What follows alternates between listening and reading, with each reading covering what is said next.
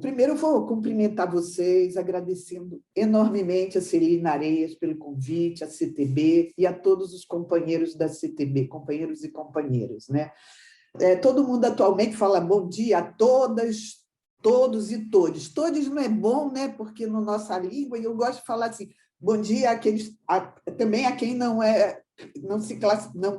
se encaixa nessas classificações binárias, né? Eu queria muito saudar a vocês todos, especialmente as pessoas que estão acompanhando a gente aqui, dizer que eu não sei se eu vou estar à altura da expectativa enorme que vocês têm, eu vou explicar um pouco como é que eu construí aqui a minha fala hoje, né? Eu, na verdade, como mencionou Celina, e Celina foi tão gentil convidando, né, a Fiocruz para estar aqui, e aí me chamaram para vir, porque, como ela mencionou, eu estou coordenando um programa na Fiocruz chamado Mulheres e Meninas na Ciência. A gente já fez editais, mais meninas na Fiocruz, etc. Mas, como Celina, eu também participo com uma equipe enorme, assim como está aqui Vívia, quem eu conheci no outro dia na reunião preparatória, Vívia Queiroz, que eu queria saudar, a Márcia Vioto também, gentilíssima, que está me acompanhando, falando onde eu entro, qual é a forma de me organizar para estar aqui com vocês, enfim, e conheci aqui o Anderson, mas é claro que além de agradecer toda essa equipe que está por trás aqui da organização dessa manhã, desse ciclo de debates, né? Eu não posso deixar de cumprimentar aí a Mariana Venturini e a Débora Meleque, que foram, como eu, convidadas para estarem aqui com vocês, e todo esse grupo de pessoas, né, que vocês estão vendo, são muitas mulheres, a maioria, né? Hoje eu conheci o Bira falando aqui um pouco, mas a gente que está fazendo esse trabalho hoje na área da ciência e, de modo geral, né, ligado aos grandes desafios que estão sendo colocados no enfrentamento da Covid, somos mulheres, né? Então, lá na Fiocruz, eu trabalho com muitas mulheres, a começar pela presidente da Fiocruz, professora Anísia Trindade Lima, socióloga como eu, formada na UERJ, eu também me formei em Ciências Sociais na UERJ, e a Anísia, então, que é uma socióloga, então, além de ter essa questão aqui presente, interessante a gente marcar para vocês, né? Ser a primeira mulher a dirigir a instituição, é a primeira socióloga, né? Isso quer dizer muita coisa, né? Infelizmente, a gente não vai ter tempo de desenvolver essa discussão aqui, né? Eu vou aproveitar um pouco tudo aquilo que Mariana já falou sobre a divisão sexual do trabalho, mas na divisão sexual do trabalho que ela se refere, tem muitas outras questões anteriores e que depois vêm na sequência, e não é à toa que eu queria, então, começar dizendo que eu trabalho com muitas e muitas mulheres, hoje na Fiocruz, e se a gente for falar da Fiocruz, só para dar uma pincelada geral, pensem só aqui junto comigo. Hoje, além da Fiocruz, todo mundo já ouviu falar da doutora Margarete Dalcomo, que se tornou uma queridinha da mídia, né? Ela é pneumologista, uma pesquisadora já sexagenária, né? E ela, há anos, trabalha hoje, Fiocruz, aqui no Rio de Janeiro, lá em Jacarepaguá, com a questão da tuberculose, né? E é claro que ela foi acionada, o vírus respiratório e tal. Margarete Dalcomo começou a aparecer nos jornais, na mídia, sendo entrevistada, etc. E outra mulher que foi, no início, muito falar, foi a primeira que recebeu ali no aeroporto, no laboratório, né, um vírus, para ver que vírus era esse, é Marilda Siqueira, né, a nossa também colega lá, chefe do laboratório de doenças respiratórias. E assim foi. Muitas mulheres, ao longo desse período tão difícil, né, aqui no Brasil, especialmente dificílimo, né, elas, como eu, fomos assumindo, né, muitos desafios novos. No meu caso, particularmente, além de estar trabalhando com pesquisa. Vou contar um pouquinho para vocês da Fiocruz, eu vou falar já sobre como é que começou uma discussão mais específica do ponto de vista institucional em relação ao tema da questão de gênero, né, e as trabalhadoras. Mas, antes disso, só para lembrar vocês, assim, a gente foi, ao mesmo tempo que a gente vinha, já desde o início da gestão da Anísia, falando da importância de termos ações, programas voltados para as mulheres e meninas na ciência, a gente também teve que lidar com toda essa situação ligada ao enfrentamento da Covid-19. E não está sendo fácil, mas eu gosto sempre, além de falar da Fiocruz como um todo, ou seja, a Fiocruz, no momento, todas essas mulheres fantásticas, trabalhadoras, pessoas que estão dando muito de si, né? Hoje, assim, na Fiocruz, tem muitas questões, mas algo é evidente, né? Assim, a gente está trabalhando muito mais do que a gente, eu acho, trabalhava antes. E aí, isso ninguém assim, vamos parar para pensar sobre isso. Esse é um espaço onde a gente está dialogando com mulheres trabalhadoras, né? Então, mesmo as cientistas trabalhadoras, hoje, tudo isso que está acontecendo está sendo colocado para a sociedade como um todo, está sendo colocado para a gente. E isso tem dezenas, centenas de implicações. Mas, enfim, não vou também conseguir aprofundar isso, mas eu preciso. Se hoje a gente chegar lá na Fiocruz, for falar sobre a questão de gênero, todo mundo vai falar, tem pesquisa, tem pesquisadoras. Há anos existem pesquisadoras na Fiocruz trabalhando com a temática de gênero, tá certo? Isso não é uma novidade. Mas se a gente hoje falar não sobre a questão das pesquisas sobre gênero, mas falar sobre mulheres e ciências, vão ver que a gente não vai falar só sobre pesquisa, a gente vai falar, sobretudo, como nós, mulheres, estamos enfrentando esse momento, né? A Fiocruz, que é uma instituição muito legal de trabalhar, tem uma creche, por exemplo, ela fechou a creche também, como todas as instituições. Então, as mulheres cientistas, trabalhadoras da Fiocruz foram para casa, a grande maioria assumiu o papel, tem muitas trabalhando de casa. A gente teve essa oportunidade de estar em casa, a grande maioria. O meu caso, por exemplo, como eu não trabalho num laboratório, eu estou trabalhando de casa o tempo todo, mas aqui em casa é isso, a gente teve que assumir uma série de funções que são para a gente, né, é difícil de conciliar com a atividade profissional. Isso é evidente. Daí que, se falar hoje sobre mulheres na Fiocruz, grande parte das mulheres da Fiocruz, não é diferente da sociedade, vai falar sobre o problema da sobrecarga de trabalho. Mas esse não é o primeiro grande problema que nós, mulheres cientistas na Fiocruz, enfrentamos. Desde sempre.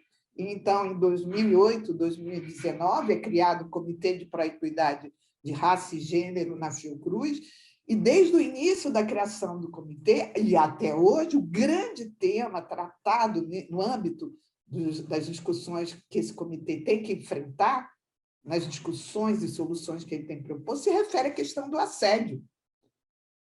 Não é diferente de toda a sociedade. Então, a questão do assédio, hoje, em termos de relações de trabalho, continua sendo também muito importante. Mas isso eram pequenas pinceladas só para introduzir a minha fala, eu não tenho muito tempo, e eu queria aproveitar, até eu tinha pensado, eu vou falar, na verdade, a questão da desigualdade de gênero na ciência.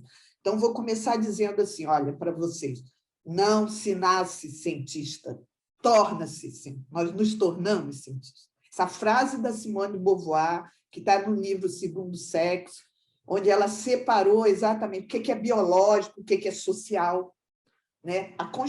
Essa construção social está no âmago hoje das discussões que a gente quer trazer aqui para vocês e que a gente discute o tempo todo lá na Fiocruz, porque além da parte institucional, é óbvio, eu participo de um grupo lá, organizado, que a gente chama 8M, na Fiocruz, do 8 de março, onde a gente diariamente está debatendo, discutindo uma série de questões importantes, né, sobre a nossa organização, enquanto mulheres cientistas, e o papel que nós desempenhamos na sociedade, o que esperam da gente.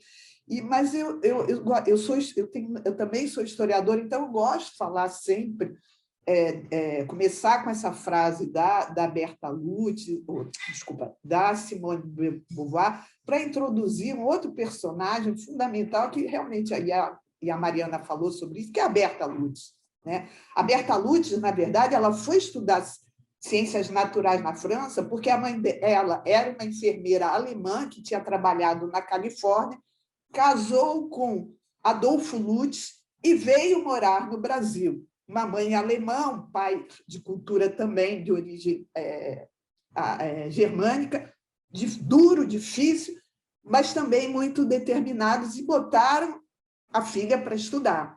E ela teve essa oportunidade de estudar na França, né? E quando ela volta para cá, ela volta não apenas formada, né? Uma cientista em formação, né? Depois ela vai ter ela vai ocupar várias posições importantes, né? Ela foi diretora do Museu Nacional, aqui hoje Museu Nacional ligado à nossa Universidade Federal do Rio de Janeiro, mas, sobretudo, Berta Lutz, que tinha frequentado ali a Fiocruz, né? O campus de Manguinhos, aqui no Rio, como a gente gosta muito carinhosamente de se referir também, por vezes, à Fiocruz, ali onde está o símbolo da nossa instituição, que é o castelo, que era uma fazenda que foi ocupada onde foi escolhido estrategicamente, no alto de uma colina, construído um castelo para simbolizar isso tudo que vocês bem sabem e o significado de tudo isso.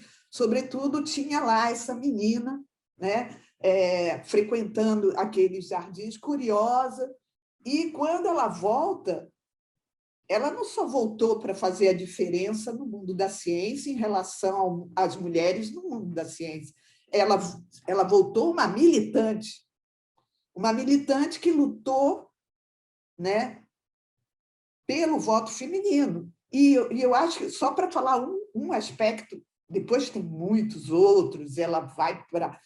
no pós-guerra, ela participa de uma série de debates nas Nações Unidas, ela representa, né, as mulheres brasileiras, ela é considerada, está tendo até um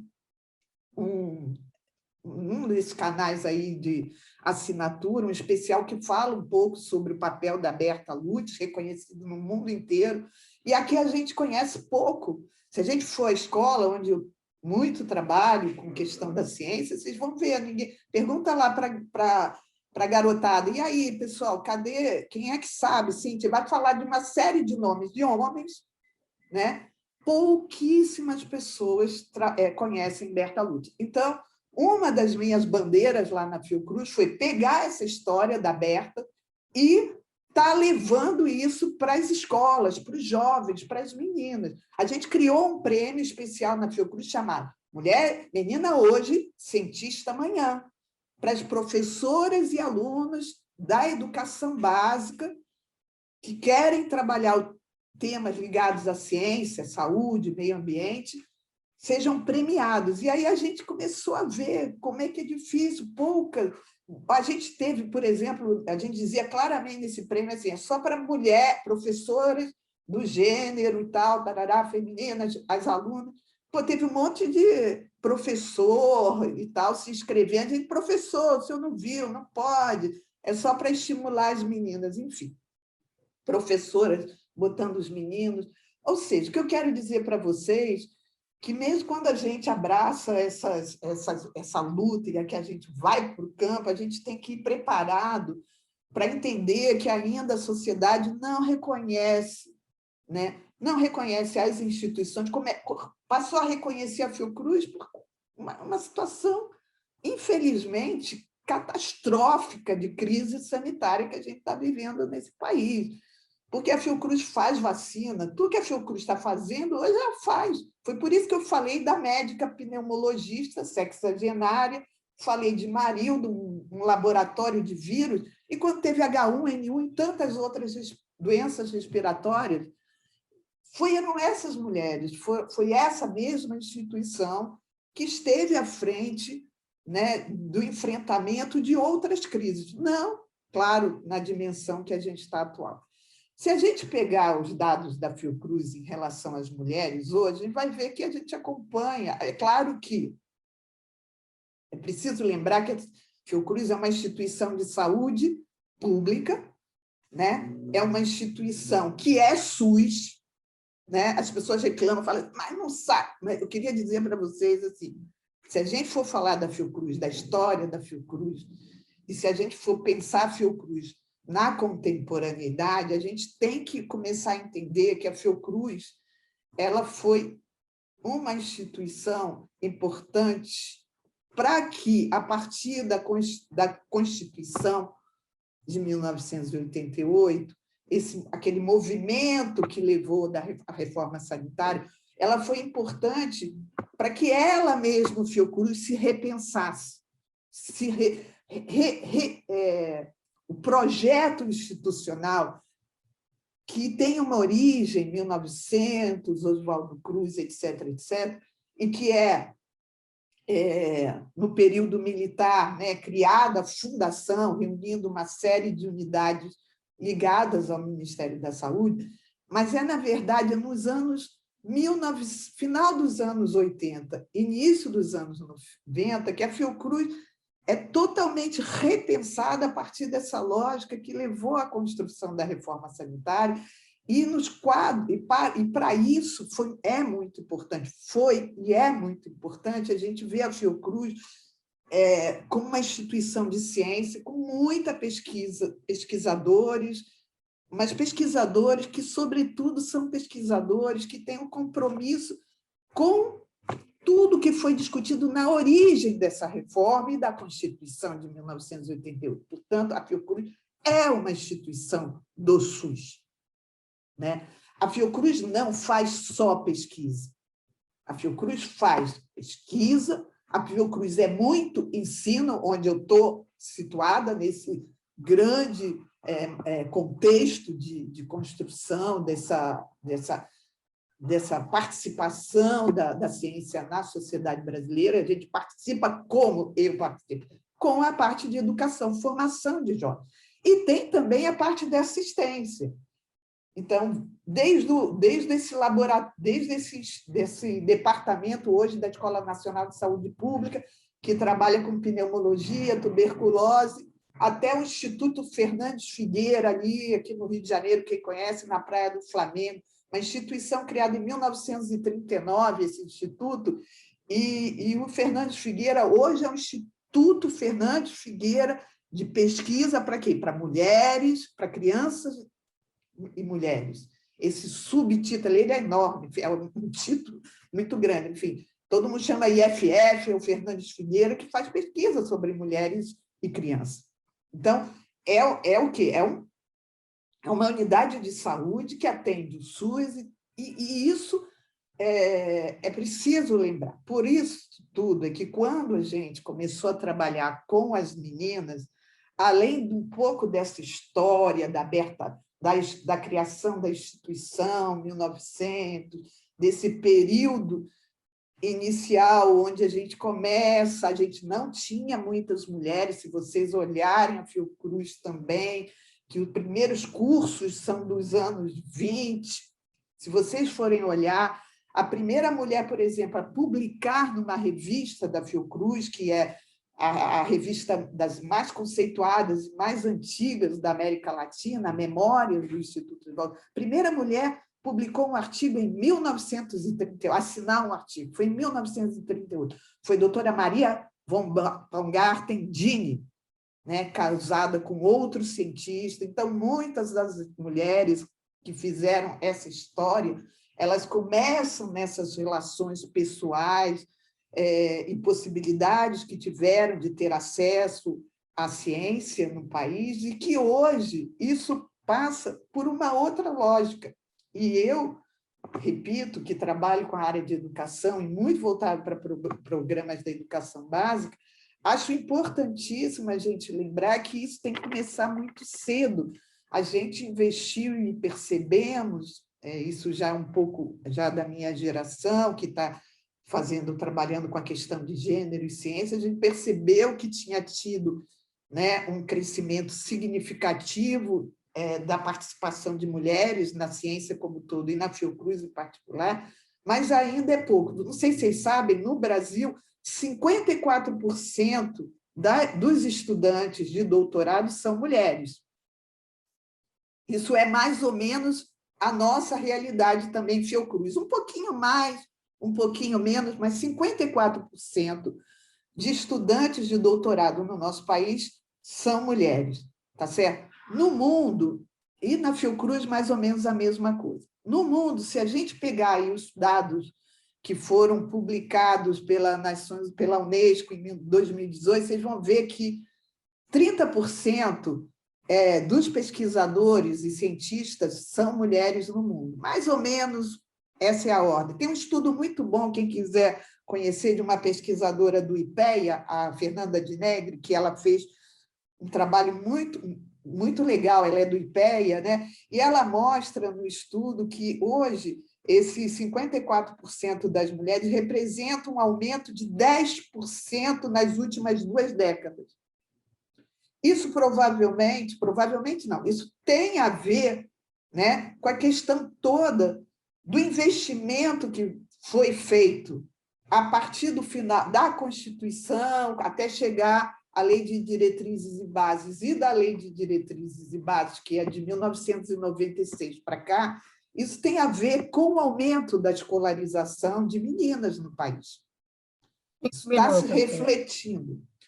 E aí eu queria realmente... 5 minutos. Tá, obrigada, Celina. Vou tentar aqui respeitar. Eu queria chamar a atenção de vocês que, para fazer ciência hoje, especialmente para as mulheres, é um ato de coragem. Não tem como negar isso. Na pandemia, 10% das pesquisadoras conseguem realizar, apenas 10% conseguem realizar plenamente suas atividades de pesquisa. É muito pouco. Isso é uma pesquisa que foi publicada, feita pelo pessoal do Part Science, foi publicada no início, logo da pandemia e tal. Não sei se isso mudou, enfim, provavelmente sim, mas esse dado da pesquisa desse pessoal, que é muito confiável, mostra como pouquíssimo, apenas 10% das mulheres conseguiram manter suas atividades. As razões vocês sabem quais são, a Mariana mencionou, né? Basta a gente... Não é diferente em relação às trabalhadoras como um todo. É claro que eu sei muito bem que a situação de muitas mulheres foi muito pior, perda do emprego, né? O adoecimento também tem impacto nisso. Enfim, há muitas questões a serem debatidas. Eu só queria falar para vocês também uma coisa que eu acho importante a gente lembrar aqui, é que as profissões ligadas à área se a gente for pegar as profissões ligadas à área do cuidado, é claro que a saúde vai se destacar, né? A gente vai pegar estou falando agora aqui das profissões, estrito sensu. Eu mesma não tenho uma profissão na área da saúde, eu sou socióloga, historiadora, cientista social, trabalho com educação, a minha profissão não é dessa área. Mas nessa área, os dados são... a gente se preocupa, porque nós somos uma pirâmide impressionante que existe se a gente for considerar todas as trabalhadoras da área da saúde. Eu acho que tem outras pessoas, não sei se a Débora vai falar alguma coisa, ela conhece talvez esse assunto melhor do que eu, mas assim, a base dessa pirâmide, que são as técnicas de saúde, todo o pessoal da área de enfermagem, de cuidados de um modo geral, é enorme. Isso vai chegando Quando a gente vai vendo, em termos de ano de escolarização, né, isso vai nos preocupando muito. Hoje existe um cálculo que foi feito para uma mulher que vai fazer uma formação para chegar lá na posição de doutora, entendeu? Que vai poder pleitear uma chefia de um laboratório na Fundação Oswaldo Cruz. Para chegar lá nisso, a gente precisa cerca de 15 anos de formação, de estudos. Como as mulheres vão conseguir chegar lá? Vai ser muito difícil. Para vencer todas essas etapas, é extremamente complicado. É extremamente difícil. Então, o que a gente hoje vê na Fiocruz não é diferente do que acontece na academia como um todo. A gente tem, na base, um número de trabalhadoras enorme e gigantesco. Lá no topo, pouquíssimas chegaram lá. Melhorou bastante, bastante. Vai melhorar? Acredito que sim, porque eu acredito que a gente vai resolver a gente tem que resolver essa situação terrível que está na educação, na saúde, e eu acho que a gente vai resolver.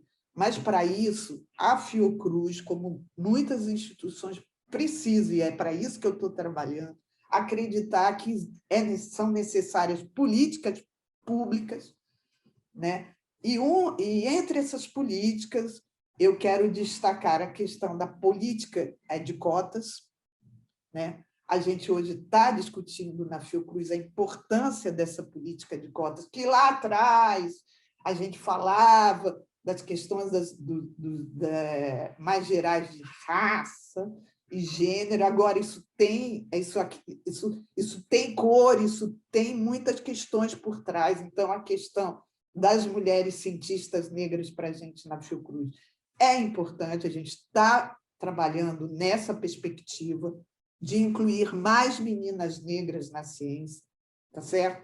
E, com isso, então, para concluir, que o meu tempo deve estar chegando ao final, né, Celina? Eu queria dizer que, infelizmente, né, as desigualdades que existem entre as próprias mulheres são inúmeras, mas uma delas que, num país como o nosso, eu também não posso deixar de citar, especialmente no que diz respeito ao mundo da ciência e tecnologia, que é em relação às áreas rurais. Mais de 60% das mulheres... tem uma pesquisa, né, do IBGE que mostrou isso, acho que foi publicada, eu tinha anotado aqui, mas está com QR Code, depois, se alguém tiver curiosidade, eu cito. 60% afirmaram que exercem atividades de cuidado. Ou seja, o número de mulheres que está excluída até mesmo de um processo de escolarização formal é muito grande.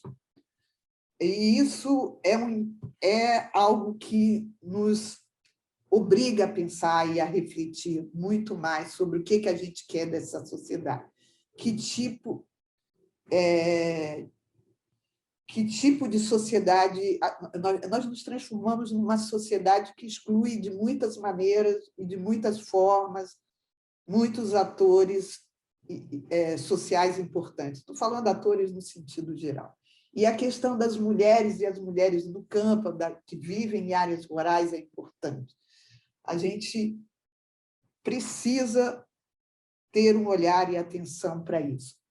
Na Fiocruz, eu, particularmente, coordeno um projeto que tem uma forte penetração em cidades de médio e pequeno porte no país, e a gente tem procurado, claro que é um projeto para a área de educação, mas a gente tem procurado e vai continuar investindo cada vez mais no incentivo a essas moças a se interessarem, a conhecerem a ciência. Porque, para a gente, vai ser sempre mesmo aquela conversa. Se as mulheres querem estar no mundo da ciência, elas precisam ter acesso, elas têm esse direito, e é nossa obrigação garantir esse acesso. Então, por mais meninas e mulheres na ciência, com esse lema é que a gente vem. Já convido quem quiser, 11 de fevereiro, olha aí o pessoal aí, viu, Celina? Se unir à Fiocruz aí no próximo 11 de fevereiro, será muito bem-vindo, mas é com esse lema, com essa bandeira de luta que a gente vem trabalhando e afirmando, sobretudo, que a equidade e a diversidade está no nosso DNA Fiocruz, tá bom? E eu agradeço muito essa oportunidade e fico à disposição para responder perguntas e, mais do que isso, compartilhar informações. E quem quiser, a gente tem uma página no portal Fiocruz, chamado, basta botar ali nesses negócios de pesquisa da internet, Mulheres, Meninas, Ciência. Nem precisa botar Fiocruz, vai aparecer ali a nossa página. E eu, com um rapaz que, por acaso, é um rapaz que me acompanha nisso, meu bolsista de iniciação científica, João Bueri, a gente mantém essa página atualizadíssima, e acho que seria muito bacana essas companheiras trabalhadoras aqui, que têm filhas, estão interessadas em conhecer um pouco mais desse tema, desse assunto, entrem lá e eu fico à disposição também, eu particularmente, pessoalmente, de todas vocês, trabalhadoras, e da CTB em particular. Espero que esse seja o primeiro de muitos outros encontros que possamos ter. E desejo sucesso aí para o Congresso, que a Fiocruz também estou me preparando para o Congresso interno da Fiocruz, que vai acontecer no final do ano, e esse tema vai vir forte também dentro da Fiocruz, né? Continuamos lutando contra o machismo, queremos soluções para a sobrecarga, para os nossos filhos também, nossas meninas que estão enfrentando também um período muito difícil. E o isolamento vai ser necessário ainda por um tempo a gente seguir, sem contar os outros cuidados, né? Então, muito obrigada mais uma vez.